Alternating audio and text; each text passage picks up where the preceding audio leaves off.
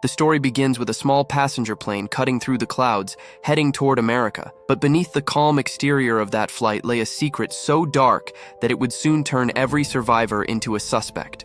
None of the 8 people on board knew that their journey was about to become a nightmare from which only a few would return, and that the deadliest predator was not lurking in the jungle below, but sitting right next to them. A bewildered passenger suddenly asks the flight attendant why their flight route has been changed unexpectedly, as this had completely caught him off guard.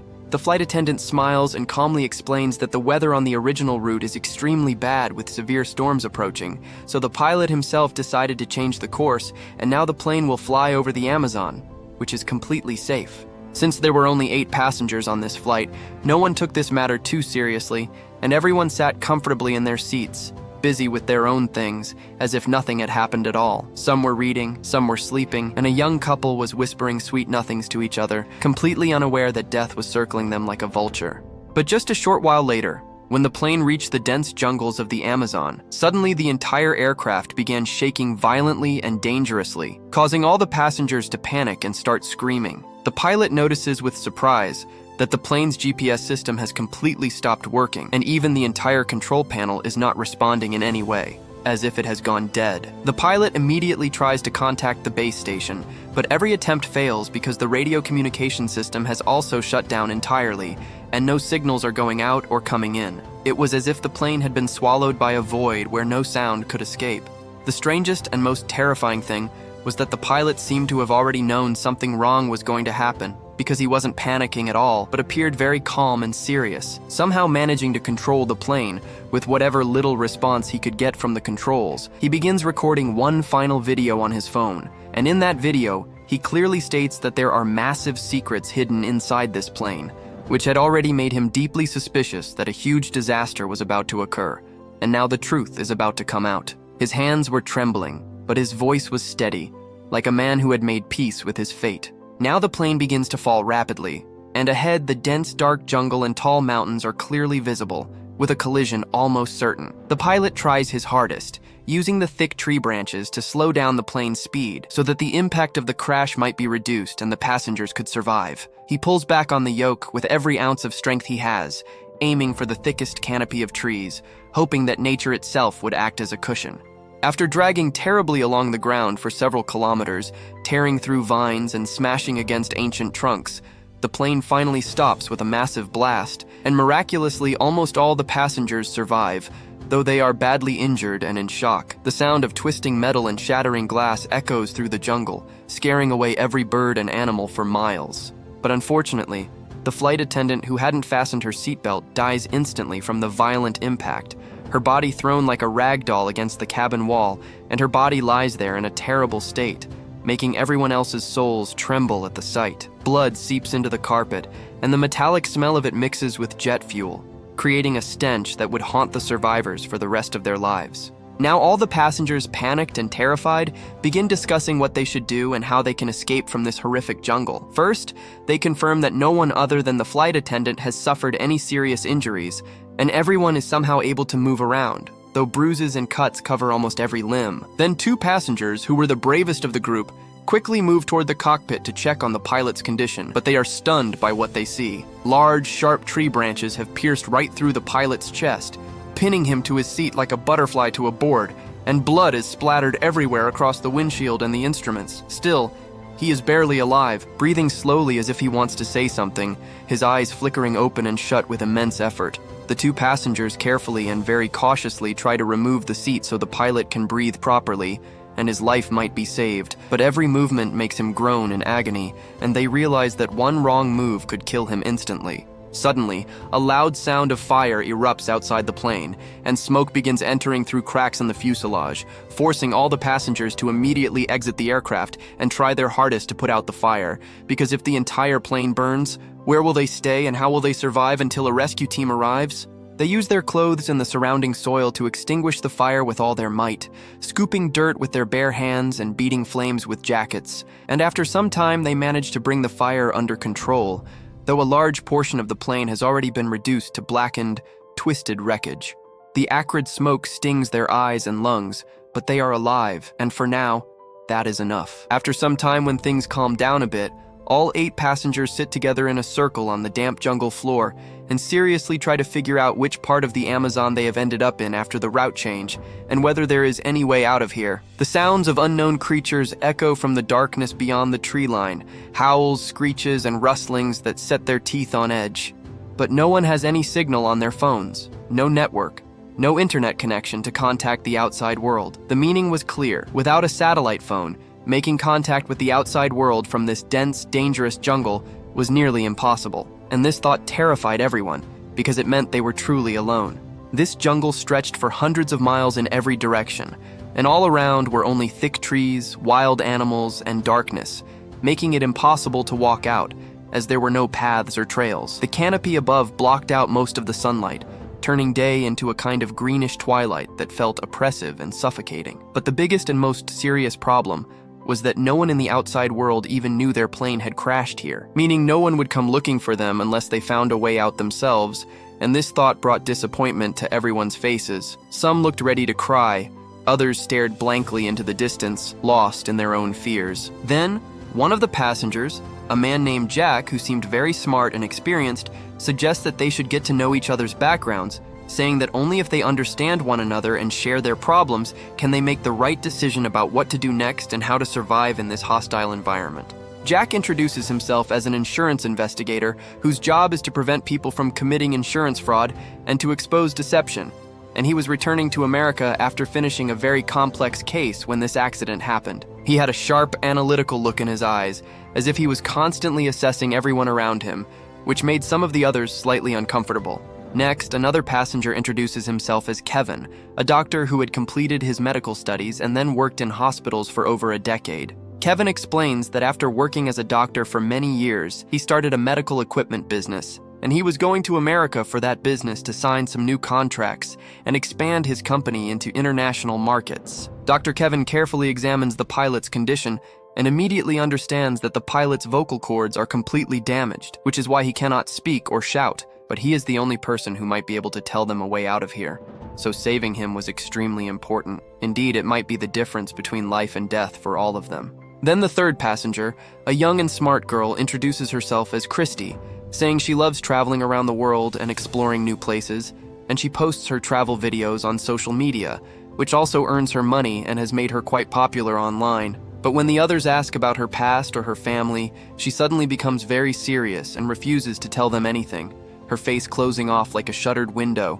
making everyone slightly suspicious. Was she hiding something, or was she simply private? No one could tell. The fourth passenger was Carlos, a very fit and strong wrestler originally from Mexico, whose muscles bulged under his torn shirt, and he was going to America to participate in a major fighting competition that was very important for his career. He spoke little, but his presence was commanding, and the others felt a little safer knowing that at least one among them could physically defend the group if necessary. Next, a young couple who were deeply in love introduced themselves as Danny and Amy.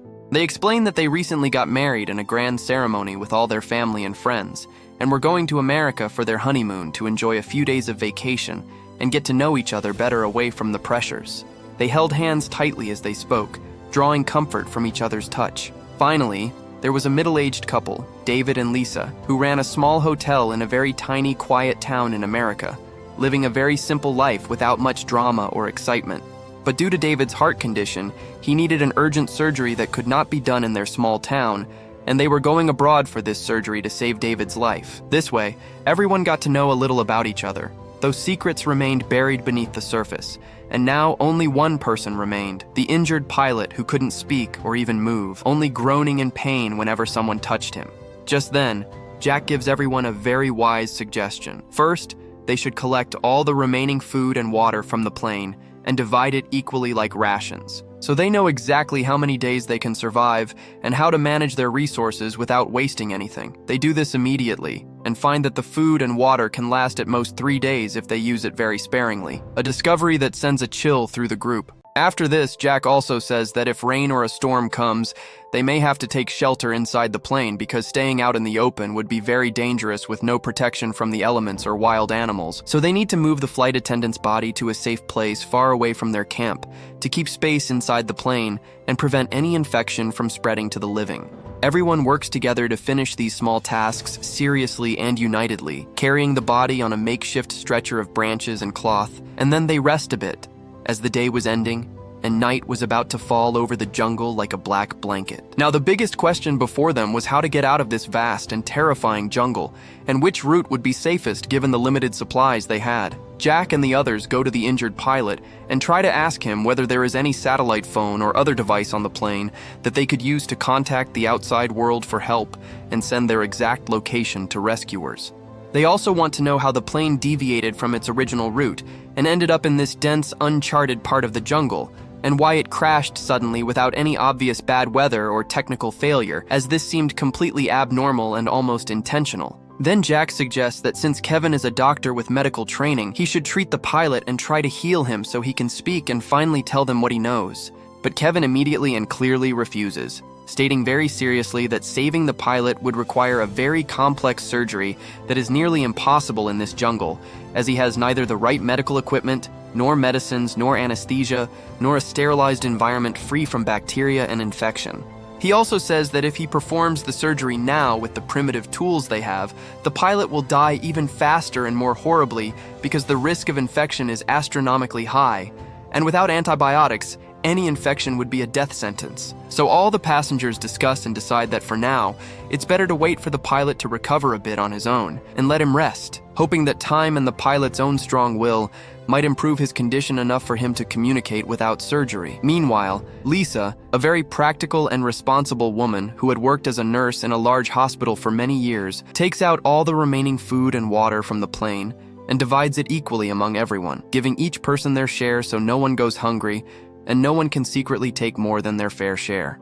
After eating a small, unsatisfying meal, everyone relaxes a little and begins hoping again that somehow they might find a way out and survive, even though the situation on the ground was growing more desperate by the hour. Just then, Christy, who was very clever and sharp, points toward a very tall mountain nearby that rose above the canopy like a green giant, and suggests that if they climb to the top of that mountain, perhaps someone's phone might get a signal again, as the chances of network connection increase at higher altitudes, where there are fewer trees blocking the satellites. So she says that someone should go there and try at least once, because this might be their last and only hope of contacting the outside world before their supplies run out. But by then, evening had fallen, the light was fading fast, and climbing the mountain in the dark of night would be very dangerous with the risk of falling, getting lost, or being attacked by nocturnal predators. So everyone decides that next morning at sunrise, they will head toward the mountain. Suddenly, the pilot's condition begins to worsen even more, and he starts losing consciousness rapidly, his breathing becoming irregular and shallow, his skin turning pale and cold. Kevin, who had been doing nothing until now and just watching from a distance, also realizes that the time has come for him to act, because if nothing is done now, the pilot will die within a few hours anyway from internal bleeding or septic shock, and their only source of information about the crash and possible escape routes will be gone forever. So Kevin decides to take a big risk and says that he will try his hardest to perform the pilot's surgery under these primitive conditions. With these makeshift tools, and whether he survives or not, will depend entirely on his own fate and the mercy of whatever gods might be listening. Accepting Kevin's courageous decision, the others search the plane and its wreckage for anything that could be useful for the surgery. They find an old vegetable cutting knife from someone's luggage, which they heat over fire to sterilize a bit, some alcohol from a first aid kit to use as an antiseptic, some thread and needles from a sewing kit, and other small items that could somehow help with medical work. They also find a flashlight to provide light as darkness had already fallen. Now Dr. Kevin, without any anesthesia or painkillers to numb the pilot's agony, cleans his hands with alcohol and begins the surgery, which was absolutely terrifying to watch. A dozen people hold the pilot down on a makeshift table of seat cushions. After the surgery is over, Kevin, exhausted and drenched in sweat, tells everyone that if the pilot rests comfortably through the night without any complications and doesn't get an infection, then by morning his condition should improve greatly, and he might even be able to speak to some extent, perhaps enough to tell them what he knows. But no one had any idea how terrible and tragic the coming night would be for them, and what was about to happen while they slept. During that terrible night, when everyone was sleeping deeply outside the plane due to exhaustion from the day's events, and silence enveloped everything except for the distant calls of night creatures, a masked figure in black clothes approached the injured pilot completely silently, without making any sound that could wake the others. The next morning, when the sun rose and the passengers slowly woke up, stretching their sore muscles and blinking in the pale light, they were completely shocked and stunned to see the pilot's cold body, because after the surgery last night, his condition had improved considerably, and he was about to tell them some very important and secret information that might have solved the mystery of the crash and revealed a way out of this hellish place. Dr. Kevin immediately examines the pilot's body with a grim face and announces with great surprise and seriousness that there was no new infection, no bleeding, and no complication from the surgery. The wounds were clean, the stitches held, and there was no sign of any medical failure. The meaning was clear. He had not died from any natural cause or surgical mistake. Someone had deliberately killed him. But no one noticed that the pilot's mobile phone had fallen from his pocket during the chaos, and Danny had cleverly and secretly picked it up and hidden it in his own pocket when no one was looking. When Amy questions him about this in a whisper, Danny strictly tells her not to tell anyone anything, because after the crash he didn't trust anyone even a little, and he suspected that someone among them was hiding something very dark. Perhaps even the reason the plane went down. Later, Danny goes back alone to the pilot's body in the middle of the night, long after everyone else had fallen asleep again, and does something horrifying. He cuts off one of the pilot's fingers with a small blade so he can use the fingerprint to unlock the phone and discover the secrets hidden inside,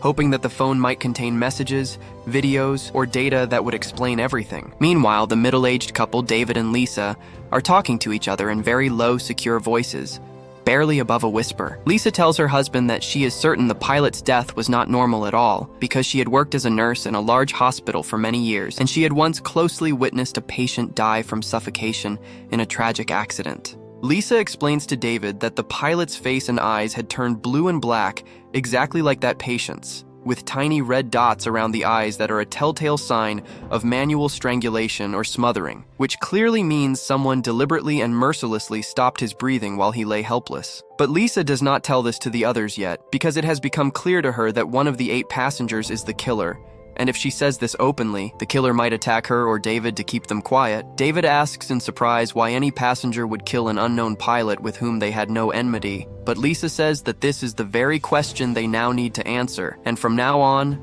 they must be extremely careful, trusting no one except themselves, no matter how nice that person seems. Just as they are talking, Lisa suddenly feels that someone in the surrounding darkness is hiding behind a nearby tree and listening to their every word, so she immediately stops talking and signals David to be quiet, her heart pounding in her chest. Meanwhile, Christy, who was actually a reporter and not just a travel blogger, comes quietly to Amy and says that she is certain Danny and Amy are not actually going on a honeymoon because she has noticed many inconsistencies, such as the way they flinch at certain questions and avoid talking about their families. Then Amy, very frightened and with tears in her eyes, tells Christy the truth in a trembling voice, that she is the daughter of a very rich and powerful businessman, and Danny was her family's driver, and slowly the two fell in love despite the vast difference in their social status. But when they realized their families would never accept this relationship and would separate them by force if necessary, they left their home and family and ran away to America to start a new life together,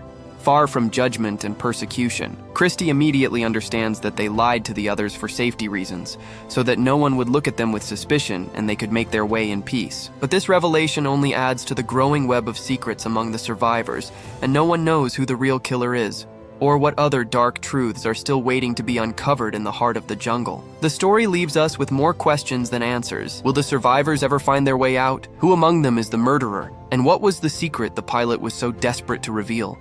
The answers lie buried in the Amazon, along with the bodies of the dead. Friends, what do you think? Shout this story shocked the real killer among them? Comment down you answer in comment section, and consider subscribing our channel for more interesting stories regularly. See you soon. Goodbye.